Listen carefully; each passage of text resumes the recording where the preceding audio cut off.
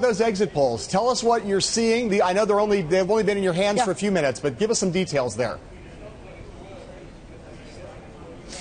Look, John, the exit polls are important. One caveat, because we have been speaking to a lot of pollsters. So these are in, the margin of error is still about 2 to 3 percentage points. And in terms of seats, that means that it could be 10 seats off.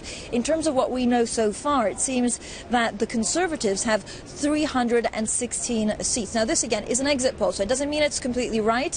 The other problem is that because you have so many more smaller parties, when you speak to pollsters, they say this is probably the most uncertain exit poll because it's that much more difficult to exactly see what people are thinking. But this means that they spoke to people that have voted.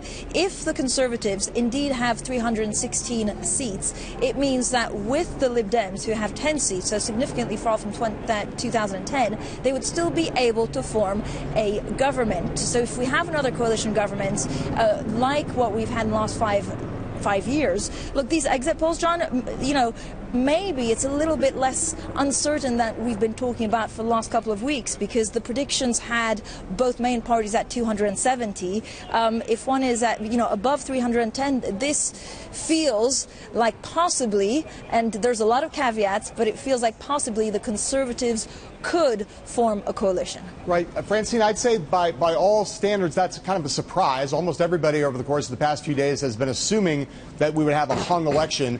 What accounts for, if it's true, what the exit polls show, and the Conservative Party has done as well as it's done, what accounts for that in the closing days of the election, do you think?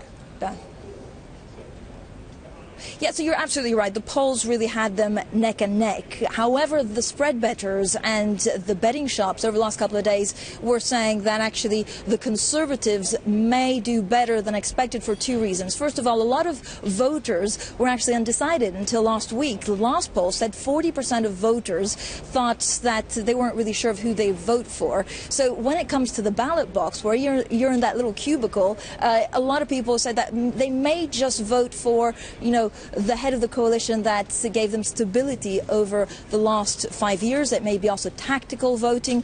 Remember, the big concern, if you're going to vote Labour for a lot of the Brits here, is that they may be looking at an alliance with the Scottish National Party. Now, having the Scottish National Party at Westminster to a lot of English is a concern. So that may actually explain these exit polls.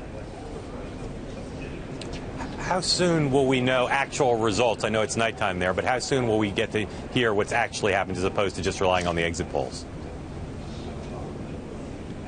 So we just heard in the last couple of minutes that we will hear from the first proper seat, maybe in 40 minutes. That's a record time. I've never seen anything like it. And then we should have a much better idea in about 3 to 4 hours. I would say, 5 a.m. our time, so 7 hours from now, we should have a very clear idea, if not an absolute idea, of the number of seats won by every party.